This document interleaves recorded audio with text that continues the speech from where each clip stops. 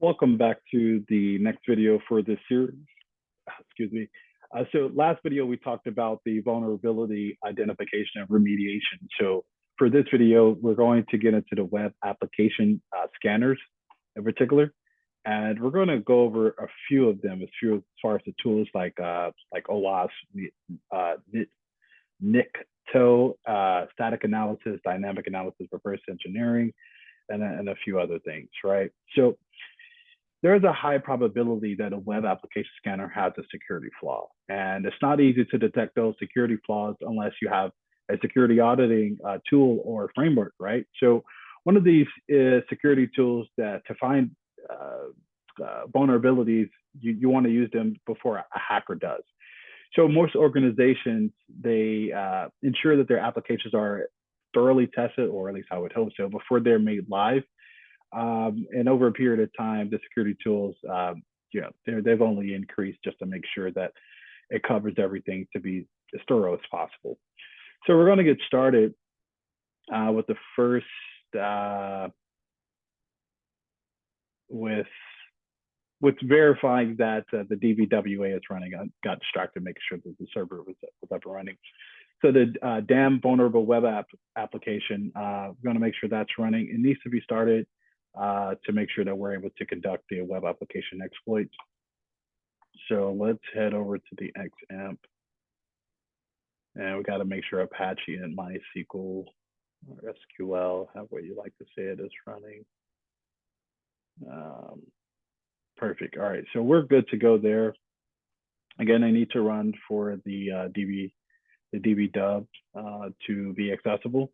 Now, after starting these services, we can see also which ports are open for the DVW, right? To functions. It's port 80 and 443 are used for web application traffic on the network. So port 80 uses the HTTP protocol, and 443 uses the HTTPS, the secure protocol. So the protocol is more secure as it encrypts the network, where the HTTP protocol does not encrypt the traffic.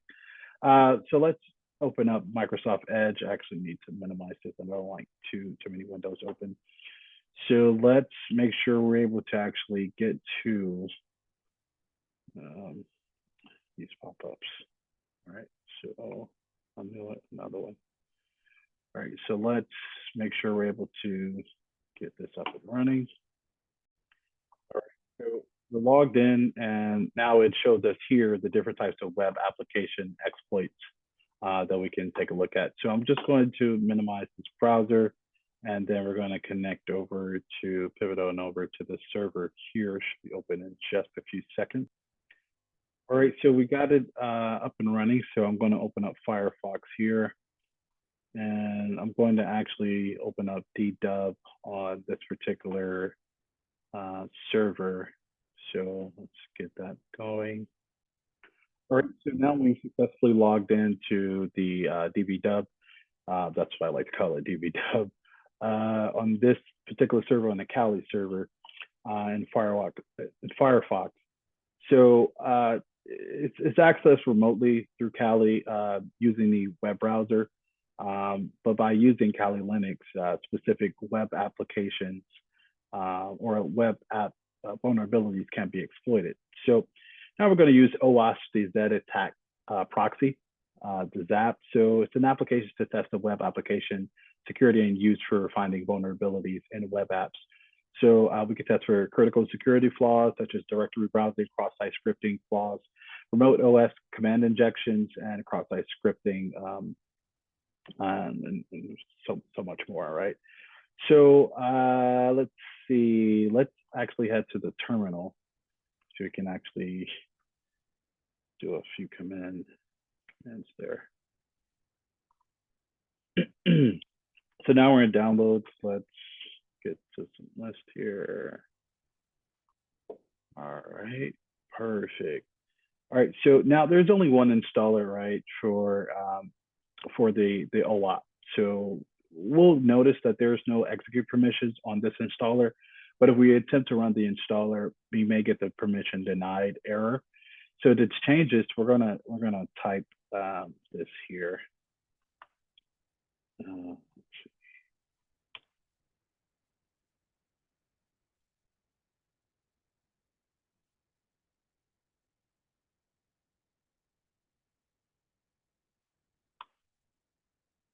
All right, perfect. So now we can take a look there. So now we see it highlighted, which is good. So now the execute permissions have been assigned to the installer. So let's clear this out. And then let's do this again. 290.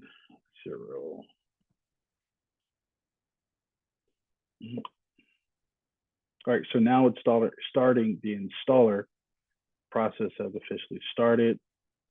The wizard is up and running. All right, let's see. I'm gonna do standard. Then we're going to install. All right. Oh, that was super quick. Super quick. I'm so used to 20 minutes. All right. So now that we've done that, let's just close out the terminal. And let's see. Got applications here. It should be under usual applications. Let's see. OWASP.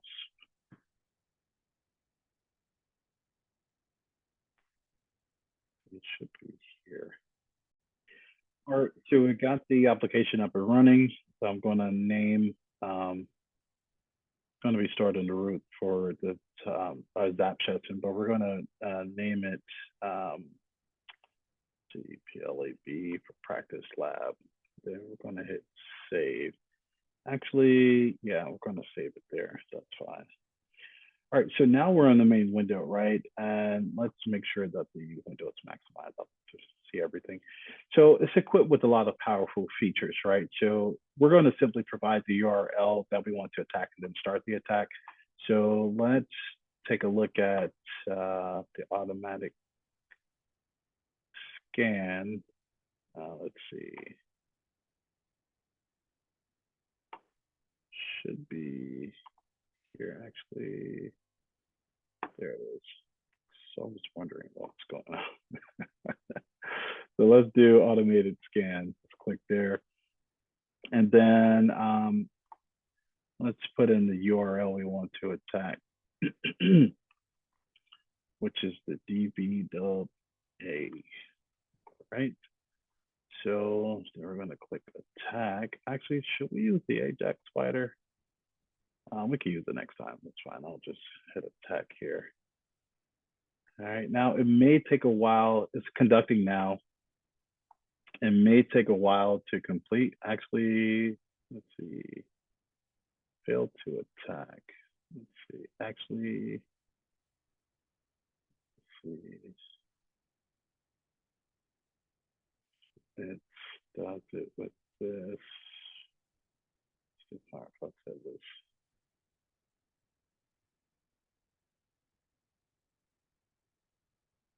For some reason, it's not doing it. All right, so I fixed the issue. It was a boneheaded issue for me. So I'll just leave it there. All right, perfect. So it's may take a while for the scan, but it shouldn't take too long for the purposes of this video. I'm going to record the whole scan. So let's see. But we do see what we're catching though, as far as the scan. And also the progress, it shows us here how much it's progressing. So it shouldn't take too long. And well, the attack rather is completed. So we're just gonna go to, well, automatically navigates us to the alerts tab down here, which displays several alerts that are categorized by vulnerability types. So we can select any of the vulnerabilities really. Let's see, this one didn't give us information over here. App system tokens, cookie with no flag, server links information. That's a bunch of different things it looks like. But it's important to note also that the number mentioned in brackets, the number of occurrences of the vulnerability in the website. So let's expand the directory browsing. Oh, we already got that. All right. And it just shows us, you know, so many times. vulnerable. And the solution also, and a reference of exactly where it's vulnerable. So it's really helpful, right? So they mentioned, we can see the solution that's also mentioned in the section. So for example, because the directory listing is enabled on the website, the solution may suggest that we should disable the directory listing, for instance. Now we're going to pivot over to another tool, Nikto, which is a vulnerability scanner that's part of Kali Linux, and it's widely used by ethical hackers and penetration testers to find vulnerabilities in web apps. So we're going to use it for vulnerability scanning. So I'm actually going to close this out and then shut that down. And let's open up the terminal. I think I should have a window open. I guess not. All right, that's fine. So let's use it here.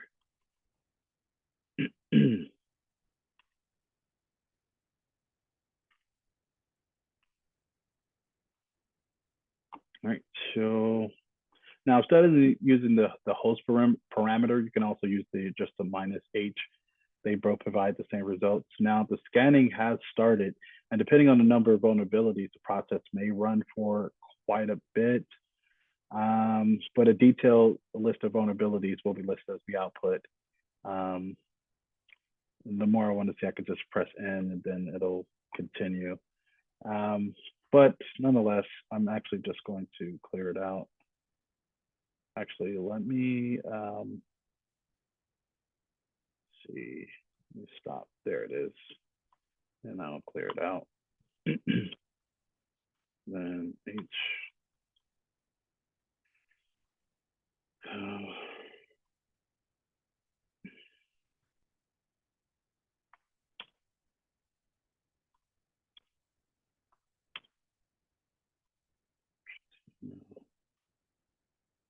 All right, there we go. All right, perfect. So now I'm just going to let the vulnerability scanning process complete, and just going to type this in, hit enter, and then I'm going to place in another command that allows me to do something else here. Should take just a moment. All right, so the scanning process completed. So just going to do this command here. The Firefox practice lab. And we'll notice that the vulnerabilities are listed on the HTML web page, right? So, so now that we have that, let me go to the next task.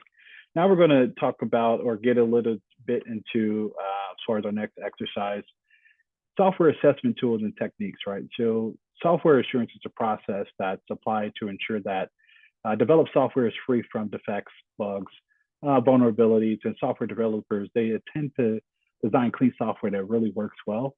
However, there are usually errors or defects because we're all just human that are built into the code unintentionally. I mean, how many times have we played a game or used some sort of new technology that was just coming out, and we run into a bug of some sort that needed to be patched, right?